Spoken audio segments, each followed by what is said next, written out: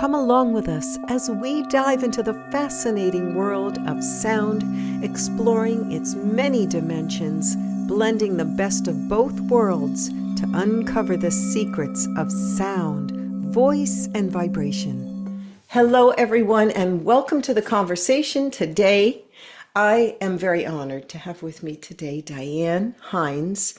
And just a little quick aside, Diane was one of the practitioners that I went to after I actually had a very bad back injury over the summer, and she was one of the people that really helped me tremendously in my recuperation and is still helping me. So, and she has a wealth of information and wisdom and has done so many things, and she also is a sound person as well, and she has gorgeous bowls, and we're going to be putting more bowls, working with more of those on me soon.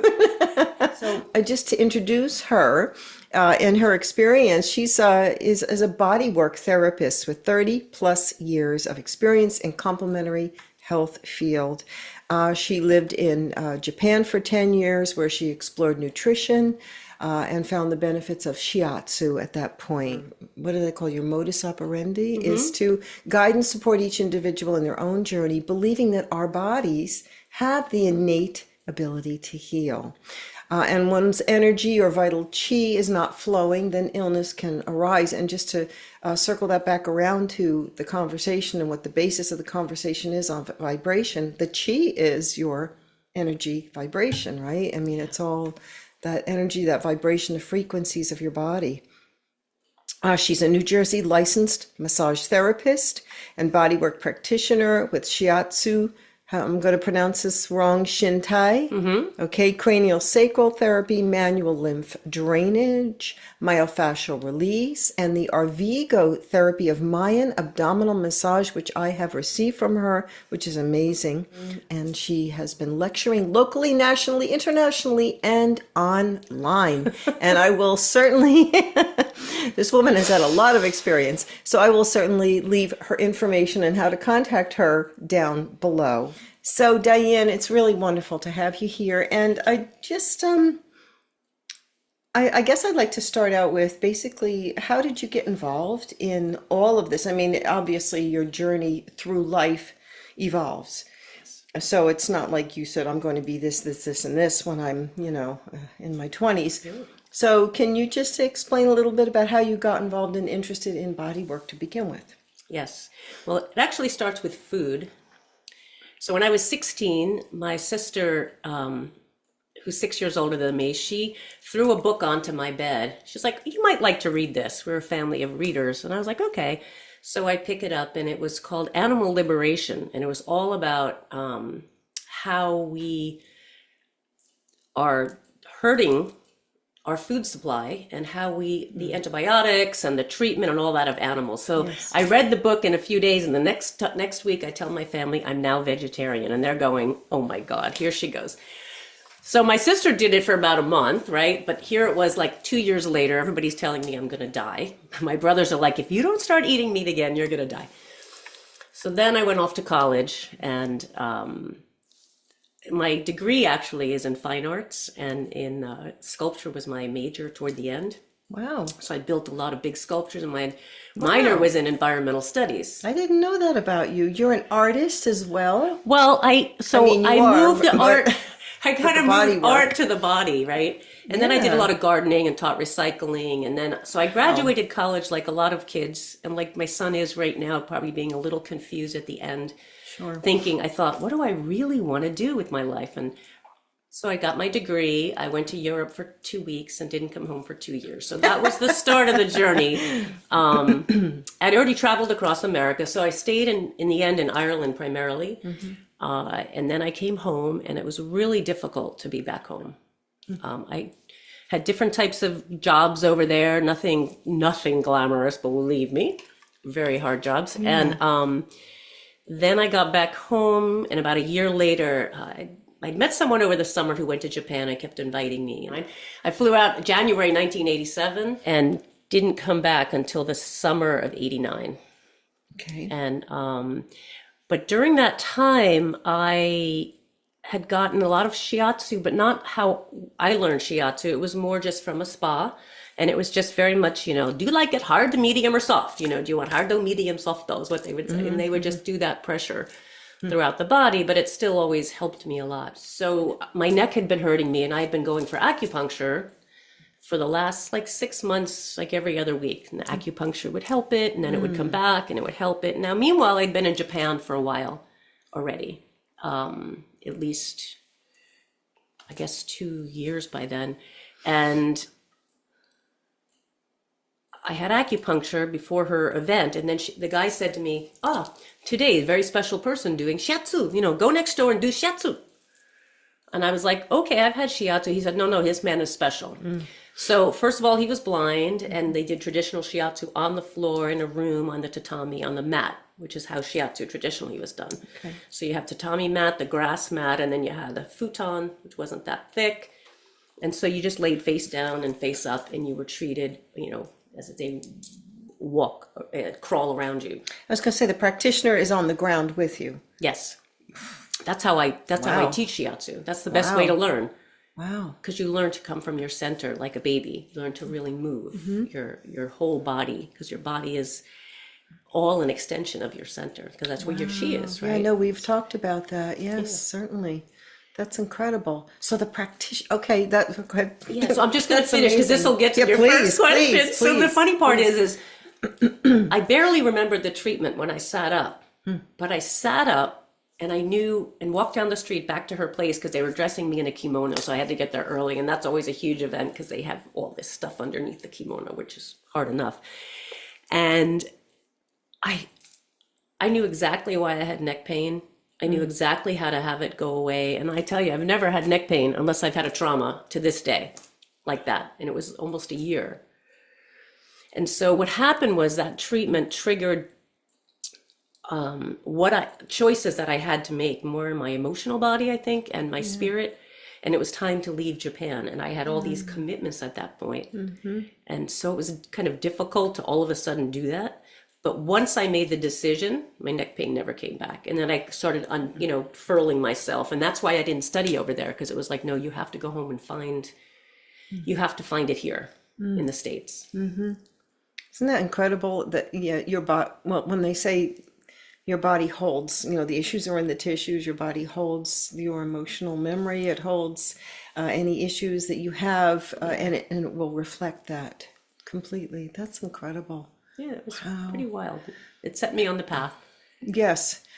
And the whole idea to me of working with the body, like listening to the body's language, is fascinating to me. And language, you mentioned language before too, but the voice for me is working with the body and the voice, and the two, they're linked inextricably. Absolutely. So what interests me, and I wanted to ask this question before I forgot, I'm just going to turn that down.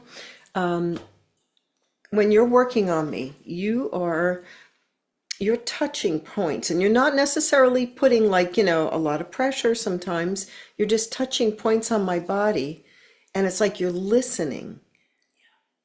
What are you listening for? What is it that you're feeling?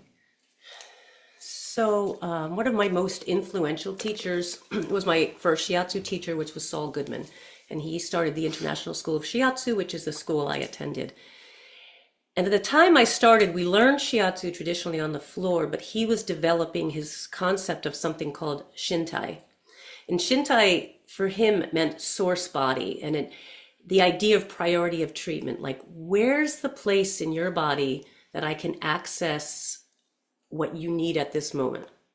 Like where, because sometimes if you're giving a lot of pressure, the body's not ready to move. And a practitioner kind of comes in and sometimes you're resisting. And I'm not saying that it's not good or bad, but it's how can I go into the body, but then also maybe be on the surface to reach a different type of tissue, like the tissue under the skin, the fascia, or maybe something just off the body, much more subtle, like I can't touch. Some people who've had a lot of trauma, I can't go into their bellies right away. I can treat above or barely touch, right? Yeah. So, I'm listening for the language of your body. That's what to let me know what's appropriate and where I need to be. Is it an intuitive listening, or are you actually tuning into there's something through your fingers that you're feeling, or both? I don't know if that's maybe Yeah. hard to explain, or It's probably all of it, because Yeah. the minute we all interact with somebody, or the minute I touch you, we're already affecting the chi, which is why it's so difficult to have studies in Chinese medicine. So I really fell in love with Chinese medicine, the whole idea of this like circular thinking and how we get in line with nature and the universe and movement, and how we're never ill, we just have blocked chi somewhere, So it's not really the illness that gets us, it's the chi. And so on all of our levels of thinking, feeling, seeing, being, and even at levels we're not aware of, it's all affecting all of our systems. So if I can tune in and ask your body and ask whoever wants to help you, your guides or the people around you, then I'm listening better. If I go off and do other things, I feel like I don't listen as much if my brain, and that happens sometimes, usually not, but sometimes, you have to bring your focus back. Yeah, I've noticed that about myself within my sessions as well. Instead of thinking about what I'm going to make for dinner that night, or Exactly, something, yeah. and you're like, oops, there it is. Let's bring it back down to the client.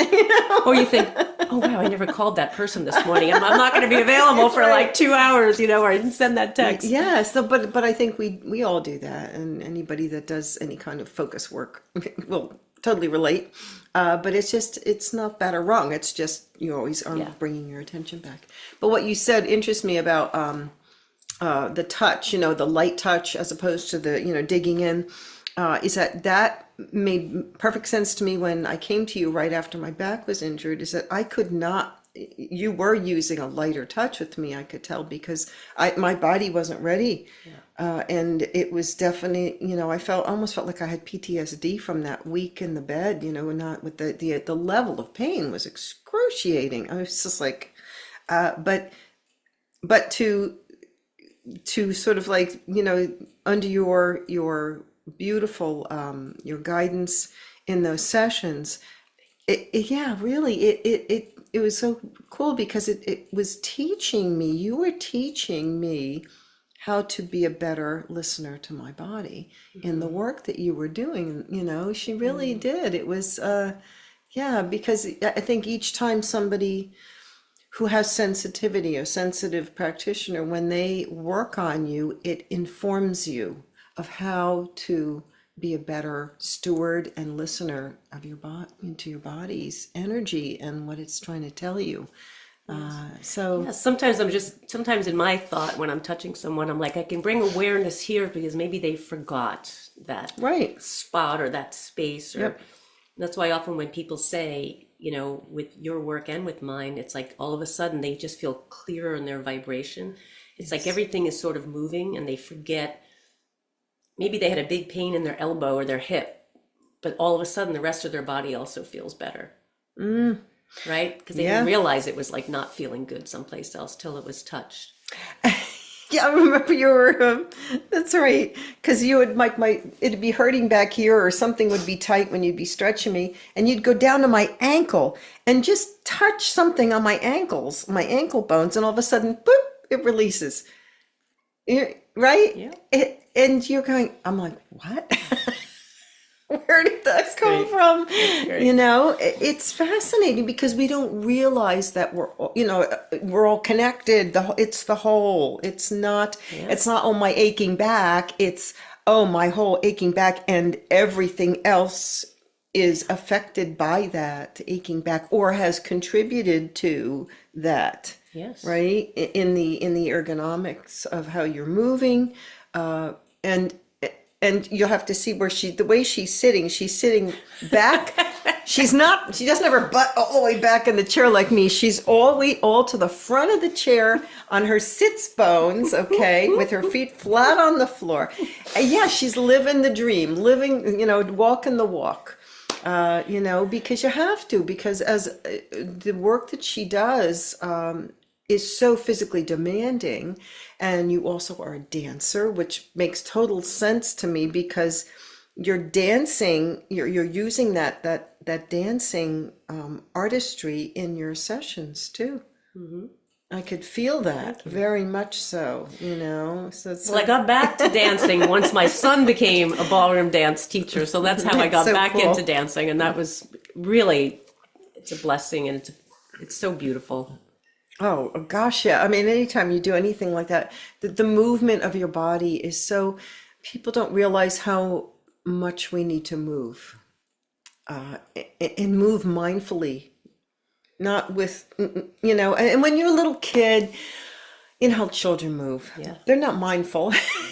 They're just like, because nothing hurts, everything's limber, and they just go for it. And I always think to myself, I really want to be able to move like that again, to not have to think about everything all the time, to not think when I'm going down the stairs, oh, I got, be careful. Yeah. So I think there's a balance of, devil may care and go for it, and careful or cautious or mindful. I guess the word is mindful, because cautious and careful to me generates fear.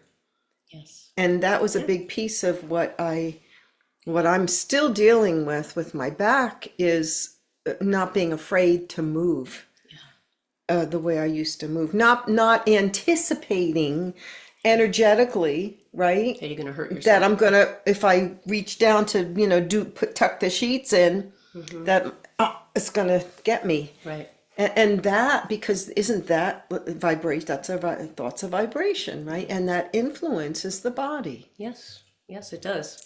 And, it's funny, you're talking and I'm thinking, you were a singer for so long.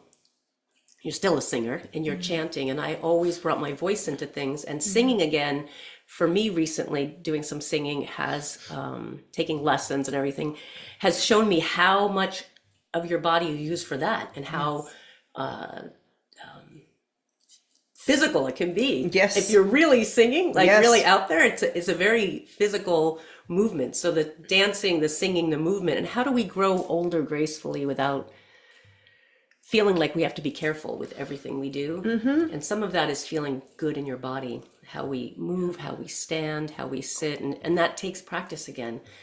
In Shiatsu, we always call it Shiatsu practice, because we're constantly practicing. Yes. And the first thing we do at the school I still teach at, but I teach not as much now, in the first few weekends, is we do crawling, to remind everybody about crawling on the floor and using their body, but coming from the center. So how when you sing, you can come from different areas, but your power, you have to breathe, right? It's low. Yes. And you need to breathe through the whole body to bring that out, right? Yes. And so if you're not using that, if you're just singing from here, you're going to blow out your vocal cords, because that's right. If you're screeching, as my mother used to say, because she was a singer, an opera singer, you're like, oh, they're just screeching in their vocal cords. So I think with body work, yes, it's very physical for me too. Yeah. But if you're center, so this is, in Qigong, and in Tai Chi, it's the Dantian, that lower abdomen. In Japanese, this whole area is the hara, under the ribs, above the hips, all coming in. So all of this is that idea of gathering your chi in that area, your chi or your ki, how you want to say it. Yeah. Ki in Japanese, chi in Chinese, prana, life force, so that it moves throughout the channels. Because even when we were developed, in the womb, first we were just all these cells before we even folded over and became a blastula form that almost looked childlike. And we didn't have arms or legs yet. And once all the differentiation started needing more information, so that's when the meridians are formed, because you have two, the one up the back and the one up the front. They call it the governing vessel and the conception vessel, or the Dumai and the Renmai, or, it's these channels that really understand, give the energy, right, the knowledge, and then it's like, how do we disperse that knowledge throughout the body? So it's, you have these areas in the body that are associated all with organs, because that's where how the meridian system works. And then the meridians are bilateral, all the other ones that kind of are what people consider in acupuncture related to the organs. And so they come out or in through the arms and legs. And so you're really working with that, we're an electrical system, so you're working with that system. Yes.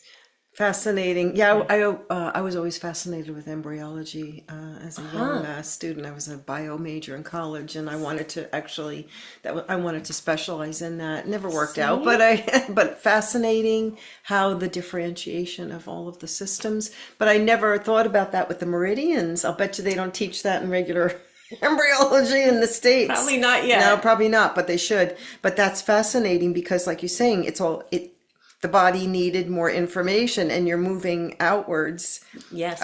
In this, and there's a pattern to it, though. So there's an electrical grid pattern of the body too, right? That's what, of course, the acupuncturists work with, right? And you work with. And that's Shiatsu too. Yeah, same thing.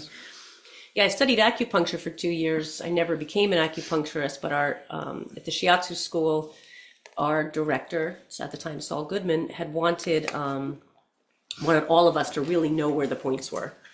So he had a local friend who was an acupuncturist and had a practice, and so we would go every single week for a full day, and just, we had to do what they do in school. But we already knew where all the points were with our thumbs, because Shiatsu, you're using your thumbs or your fingers or your elbow or your knee, and so we already knew like the general location.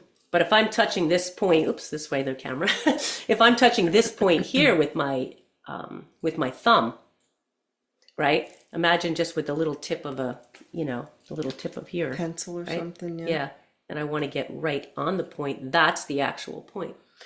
You see what I mean? Yeah. So here I'm going to reach it. So in Shiatsu, I have a much more, kind of a larger range of, since it's a larger area, surface area. Surface area. I can go into that surface area, and I'm probably going to reach the point. Right. And with the needle, you want to be much more clear where it's going in. Exact. Yes. Because there's so many points. I know that's so extensive. That's so much more. I know as a regular massage therapist, you have to learn a lot too about all the musculature, and so you had to learn that plus all of the other. Right. Wow. That's is so in depth, but I think that your experience in Japan probably that really formulated, right, that trajectory of your life, right, to move forward with that I guess area. It did. It did a lot, and it also that spirit is first, and that change is constant. I think in that I learned that a lot traveling around, and. And I remember having a few times where I traveled a lot by myself. And I remember the first time I flew to Hong Kong for like a visa exchange, it was one of the worst flights in my life. And so I was 26 years old, and I'm sitting in the plane, and the plane starts like doing this and doing this and doing this. And all the turbulence was like unbelievable. And here we are over the ocean, and Wonderful.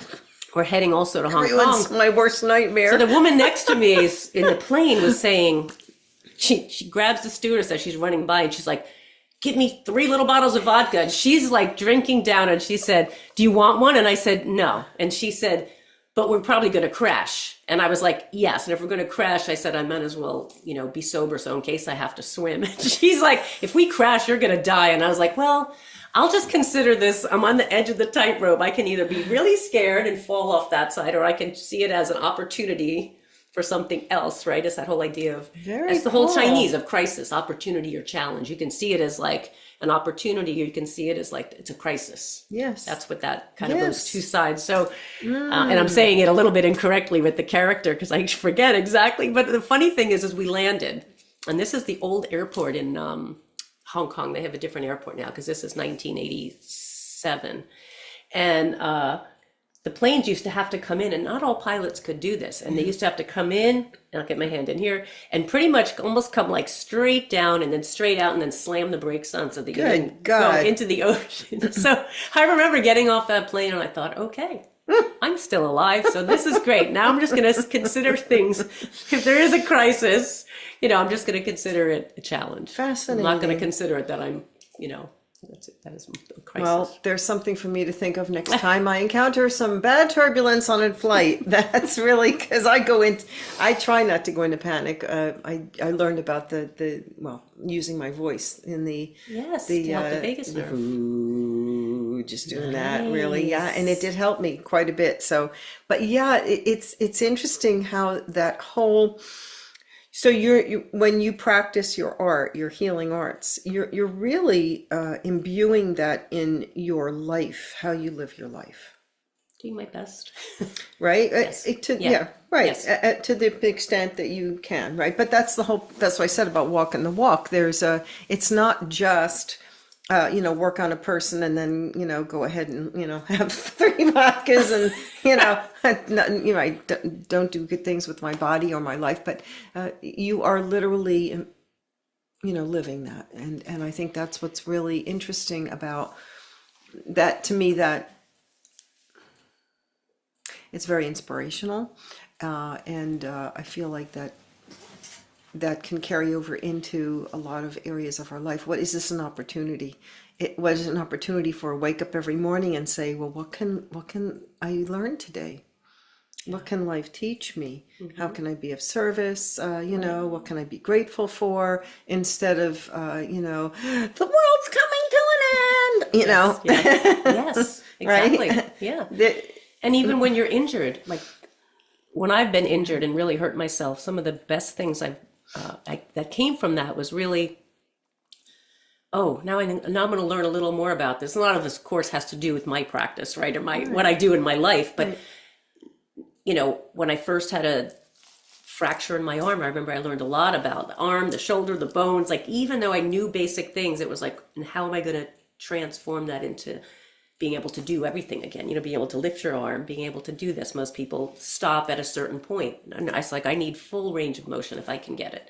And I knew I could, but it took a lot of time and dedication and help from other people. Of course, I sought help from a lot of people. Yeah, sure. To keep that tissue and to keep myself moving in the direction of that. And, anytime I've hurt myself, that's how I have to consider it. Not right away. Of course, sometimes it happens and you're like, oh, poor me. Which is fine, to for a few minutes. Yeah. Feel that emotion is what I say. Just feel the emotion, even if it really is like, probably the hardest thing to admit, and then sob and whatever you need, and then move on. Right. Yeah. Well, and move into how can I transform that into healing? How can I do better so I can also feel better?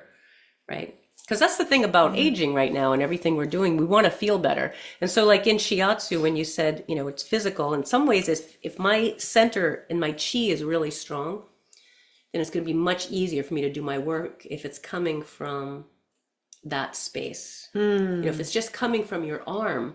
So a lot of therapists years ago that I used to teach when I taught in the colleges and other massage schools, because I would teach them Shiatsu.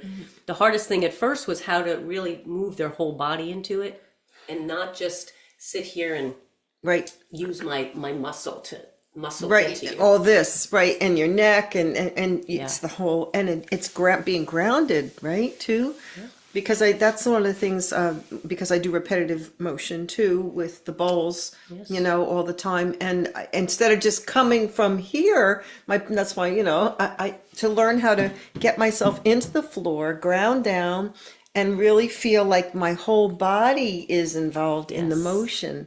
And to keep the liquidity in that, in my movement, right? And that's, it's hard because, again, it's bringing your attention back to you, your focus, and your client. So you're really needing to, at least, to be more aware of yourself and your client both. It's like a synergy almost, right? Of how you're moving, because that's what I feel like. I have to always bring my attention back to my posture and how I'm moving. Well, the more we become more relaxed in ourselves, it's not, you're not going to pay attention to that as much, but it's good to bring your attention there, right?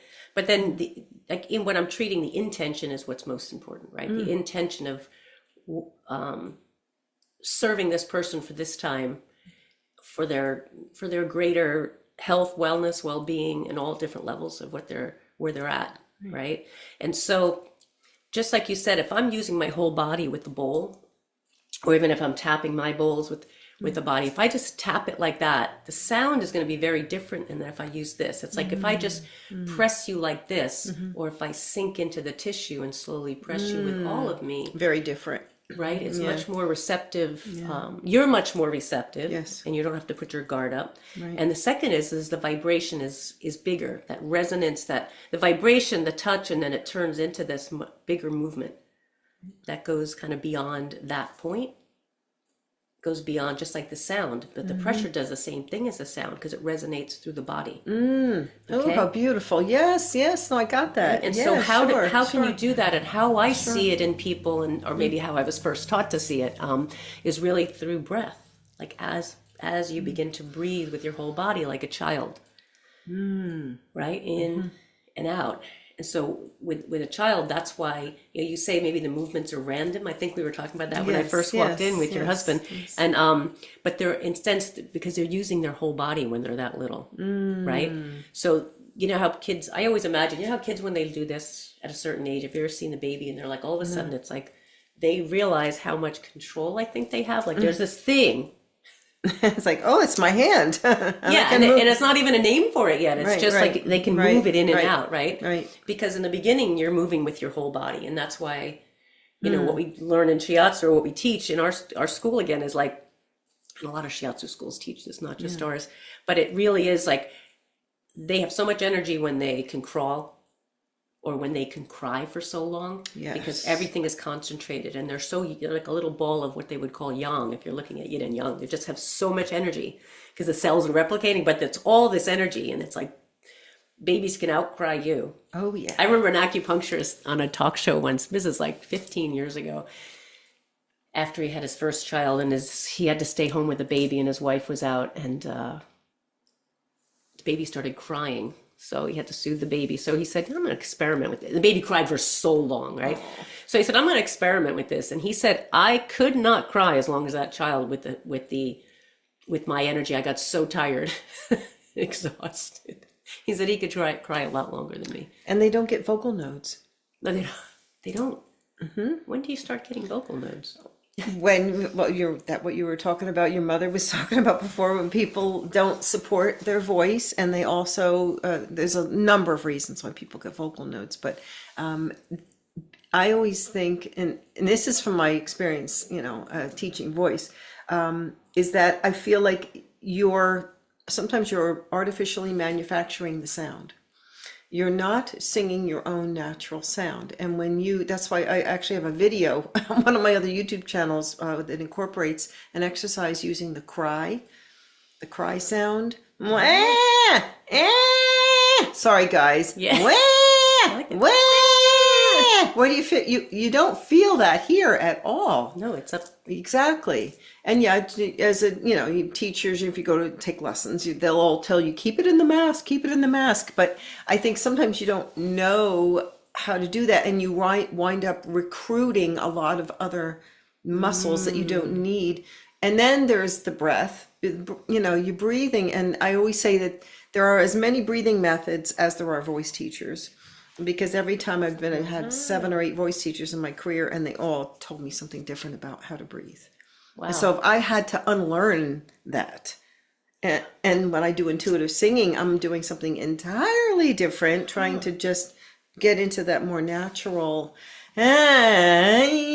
just whatever wants to come out, it's been, I'm still working with it, trying to release a lot of that muscle memory from all those years of, it almost feels like you get tied in knots sometimes. You have to just step back from that and start being your own physician, being your own voice teacher, and really asking, asking your body, have this relationship with your body and your voice that is entirely different than what we're taught. Yes. It's far more intimate. And it's very satisfying. I mean, very affirming and satisfying. One of the things that I'm interested in too is your work with the Arvigo abdominal massage, and that's so. I mean, to have somebody palpate your abdomen to begin with like that is very. Initially, it's almost like it almost feels not intrusive, but intimate. Yes. very intimate. Yes, very. Yeah. And I trust you implicitly and everything. So it was that releasing and letting go and trusting and allowing. Yes. And because I've always had an issue here, I've always had a sensitivity, I'd almost call it a shame feeling about my abdomen. Yes. I don't know why. Well, It may be very cultural. It's very cultural. And I have a little, I've always had a little belly. I've never been one of those women with flat bellies. I never was a flat belly person. I am not a flat belly person. And as I get older, it gets bigger and bigger. But, hey, whatever, it's love in your belly. But yeah, so that was interesting to me because it brought up emotion for me when you were working on with that massage. And I'm sure that's very common. So the Mayan Abdominal Collective is who I'm with right now. Mayan Abdominal Collective, because the Arvigo split. I'm actually with both, but okay. But Rosita Arvigo is the developer. It's part of the Abdominal Therapy Collective, ATC. So there's practitioners kind of spotted around the world. They're not, we're doing our best to grow. And I just finished assisting a class with my friend Jennifer O'Hagan, who's a phenomenal Mayan abdominal teacher. And she, so what would be so interesting, because this was just last week. So, the reverence to be able to touch someone here. And for me, it was such a beautiful joining with Shiatsu, because out of all the bodywork techniques, Shiatsu incorporates so much in the abdomen. That's the whole assessment area. You're finding what system is out of balance through what has energy at this moment. So, so I would use the belly and I would use the tongue mostly. I did study pulse I did practice pulse. Pulse is pretty incredible. And so when you go to acupuncture, they'll always take your pulse right away and look at your tongue. And I use the tongue a lot because it tells me a lot of present time things with people. And then I can assess through the hara if I want, through the belly. We call it the hara. And that's where we do store all these emotions. So the Abdominal Therapy Collective brought in this next level for me to understanding. And it was so great because it's about a self-care technique that you go home with and you can learn. And then I can watch over time to make sure it's correct. So it can really help with digestion, just like with Shiatsu, digestion, indigestion, hernias, and like to really just bring the energy back to the center. And then the other strokes really help with lifting the uterus, lifting the bladder, helping these areas that are only held up by these ligaments not sag down as we get older because of gravity, because of childbirth, because of obesity, because injury, because of not breathing and using muscles to, or even muscles correctly or not lifting correctly. And things like wearing, one of my clients came to me once and she realized she weakened her abdominal muscles by wearing Spanx all the time. So always wearing something so tight to hold you in, you didn't have to be aware. You're not holding yourself in to use your muscles. And you weren't, yeah. And she realized once she stopped, because she came to me for something and I said something about, for the next week, like not wearing a lot of tight clothing, because I forget what she was doing in her life. But anyway, she called me after a week and said she realized she, really had to almost feel these muscles again. So I don't know. I've never had that experience myself, but I could imagine, just like when you hurt your arm, when I hurt my arm and I'm in a sling all the time, the minute it gets taken out, your arm doesn't have has very little strength. One thing I was amazed at when I did fracture my humerus was how fast your muscles really sag. How they atrophy very quickly. Yeah. Well, that one I found that with my back too. Yeah. I'm amazed. I mean, just getting up from a crouched down position. Right. I mean, I was like, what the hell, but from because I wasn't really crouching down much, for the first couple months. I was being very, very careful about that, and it's getting better, but boy, is it taken a long time. Yes. And I was always in pretty good shape, I mean, geez, and I exercised several times a week. Gardened, all the time for huge gardens. I don't know. It's amazing. I know. That's why it is important to move every day if you can. Yes. You know? Yes, yes. Whatever parts of your body you can move Do them. it. If you're in a wheelchair and you can move the upper part. I mean, when I teach Qigong, people have come who only can sit, and that's totally fine. Sometimes I can help them learn to sit a little more forward so that they're putting some pressure into their feet. But if they don't have any feeling in their lower body, most people are going to sit back, right, with their feet up on the wheelchair. But if they can move, you know, their arms or their torso, they can still move and rotate, and all that energy will keep the circulation moving in their body, mind, spirit, and emotions, right? Yeah, chair yoga is very big now. I see it all over social media, you know, and it's like, it is good. Definitely, I find definitely being seated, you know, what they say, being sitting is the new smoking. But that I have to like literally time myself like every 40 minutes or whatever to stand up, do something.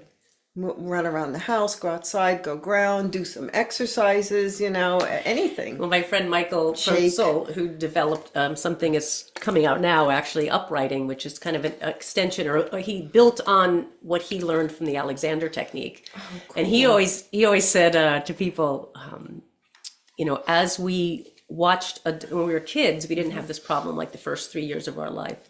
But then we learned there were just too many trips to the back of the chair. He calls it too many trips to the back of the chair. And people started to learn that this is comfortable. Oh God, with your butt forward, and because there's what's going on here. There's no support there. Yeah, what's going on here. And there too, right? Because then if I have to see you, I'd be... Anyway, it's a funny way of talking about it, yet it's very true. Yeah, you know, we get more comfortable that way. Especially lying, you know, on the couch and TV. Most couches are not ergonomic. No. I notice. That's why I'm always putting a pillow behind my back, you know, in my couch. That's why walking, standing, and laying horizontal are like the best positions. Yeah, absolutely. Or, you know, when I lived in Asia, in different places, well, especially Japan, you know, they sit on the floor a lot. So you're sitting on the floor cross-legged, or you're sitting, most women would sit with their knees folded if they had a kimono on, underneath them. Ouch. Yeah. Well, that's a lot how we do. What can I say? Work. Create a Shiatsu treatment. Because it's easy to move from that position. So if I'm sitting here, I can get my other leg up and then crawl around the body easily. But if I'm sitting flat on here, I can get up, but it takes a little more. Effort. Mm-hmm. And how did you bring the sound in? How did that come into being? Well, that's a good question. I think sometime in the 90s, my mother-in-law bought me 2 tuning forks. Nice. And my mother-in-law was just one of these people.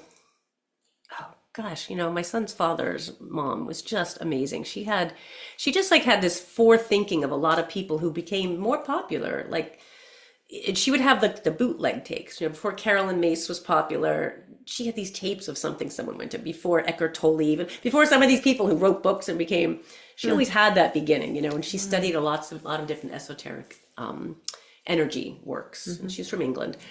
And she bought me the 2 tuning forks, and I started just playing with them, and they were supposed to help ground. They were both like the earth tone, and they were like a G and a C or something. I was or G, and I'm trying to think of what else it was. I still have them. I just found them actually recently. And then about 3, 4, no, maybe longer than that, maybe 10 years later, one of my students was moving, and I had helped them a lot through a big crisis. And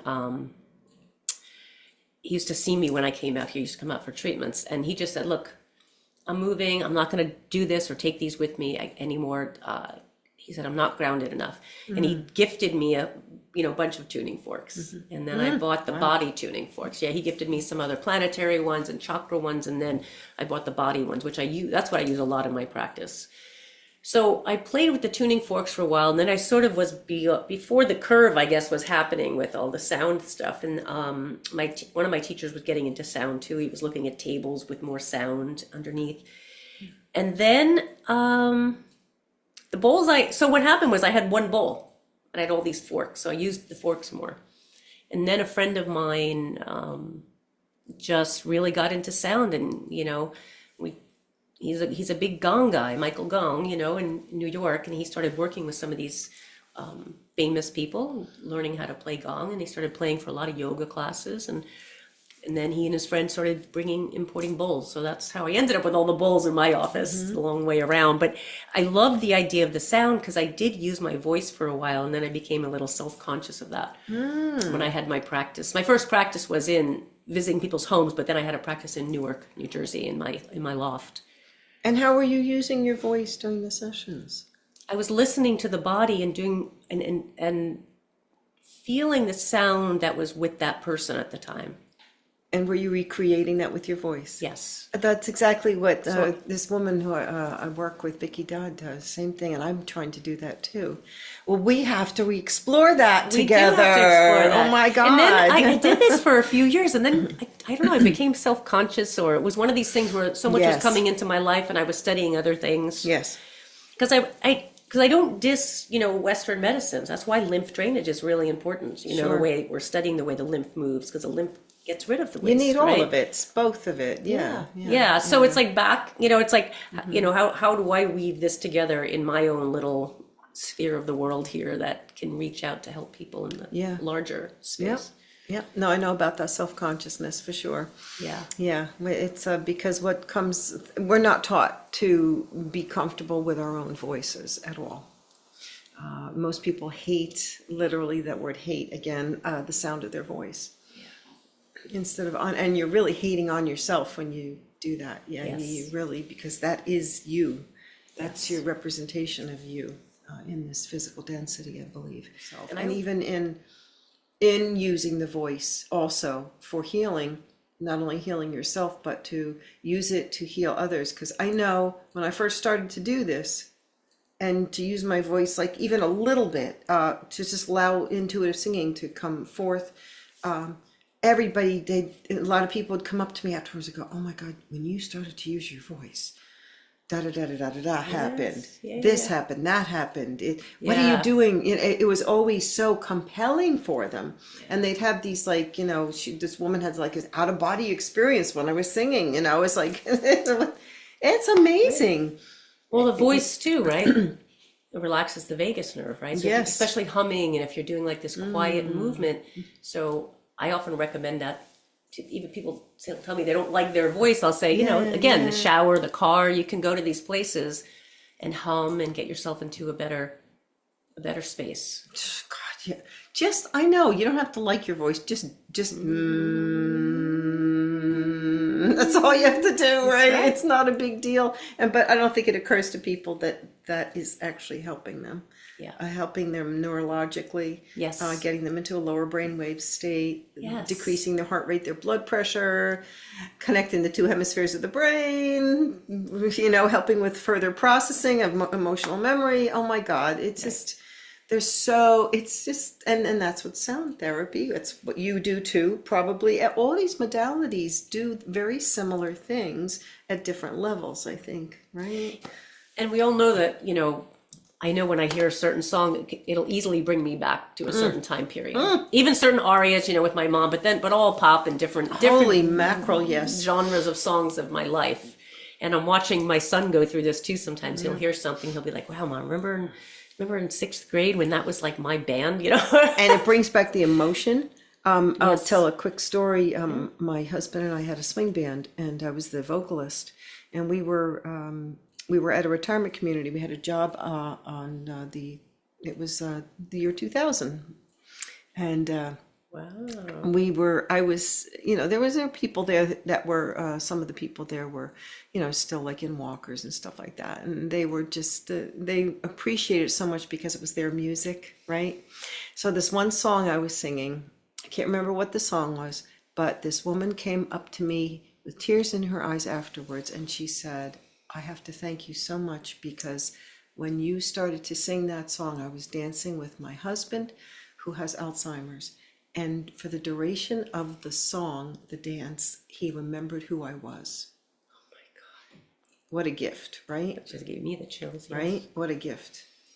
Yeah. Because boom, it fired and wired in his brain. And he was like, remembered her, and he hadn't remembered her for years or something crazy like that. And they are finding that now, right? Like, yeah, you did this in 2000 and saw that. Oh, yeah. So yeah, the power of this is phenomenal, and I think we're just, I think the ancients had a little more.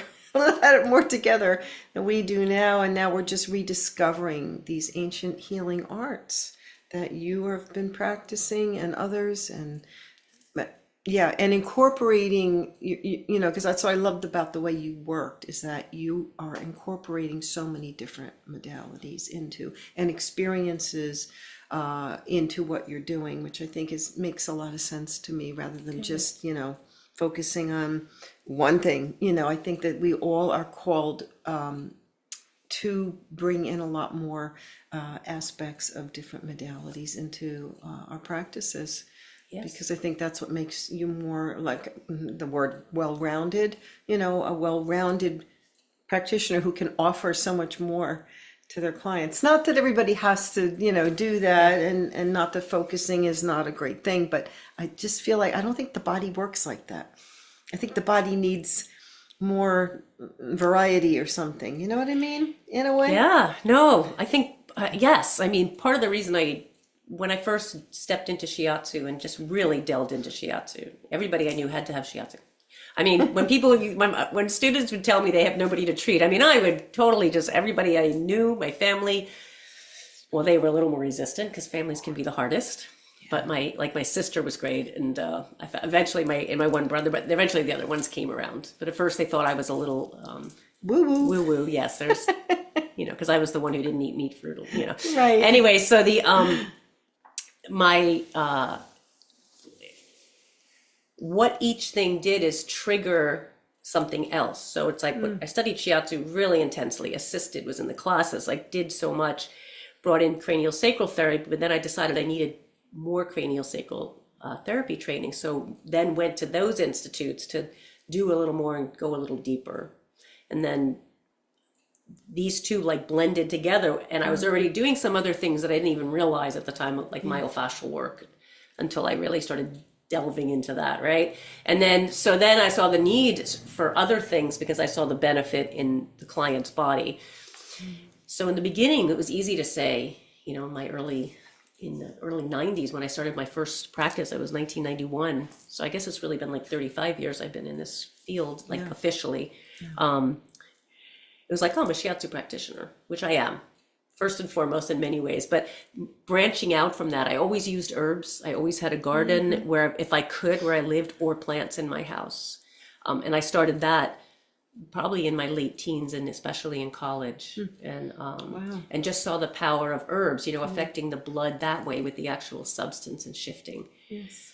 Because if you start to feel sick, first thing you do, and this is what I learned I guess I really learned it in Japan, or maybe through my studies, but first thing I noticed people in Japan do is they would change their diet and start going like for saunas and just stuff to cleanse their body. Yes. Then they would take in a substance like a stronger herb if they had to, right? And they would also get like shiatsu or massage, right? Then they'd go for acupuncture because now you're getting a little more invasive, right? Mm-hmm. Then none of that's working. Then you go, maybe you have to take some medicine because drugs work faster than herbs. Mm-hmm. Then maybe you go to the doctor because you really need that removed. You really need to have surgery, or you need to be more medical intervention. So it was like a progression, and not just jumping right to take that out, take that organ out, or take this drug to stop the indigestion. What's happening with the indigestion, for instance? That's like such a common one, right?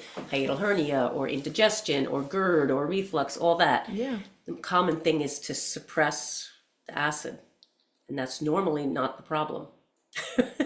Right. Sometimes you don't have enough acid, right? Right. Yeah. Yeah. And it's just the result of both ways. Right. Yeah. And that's Chinese medicine. It's like constipation and diarrhea are on the same end of the spectrum. Mm-hmm. I mean, the opposite end of the same spectrum. Right. The opposite end of the same spectrum. Fascinating. Right. Yeah.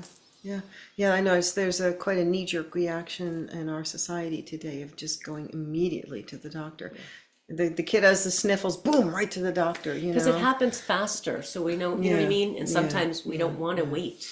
So we actually started out the conversation with food, and we kind of were circling back around to food. Yes, so probably a good place to bring it to a close. Sounds perfect. It really, I was like, thank you so much for listening. It's been such a pleasure having you, and Diane, really, oh my goodness, really an honor to talk. Because sometimes it's one of those moments of, just really realizing that it's wonderful to share information to the world. Yes, it is, and a lot of this stuff I don't think is out there. Even now, you think, because see, we're in it, we live in this, so we think, oh, everybody knows about all this, but they don't, Yeah.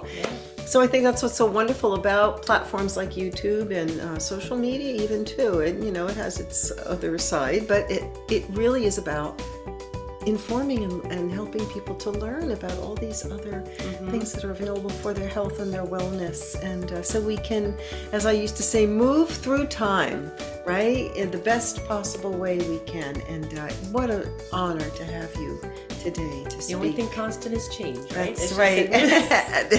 That's what we say. Amen, amen, amen. Thank you all for listening to me. Thank you all.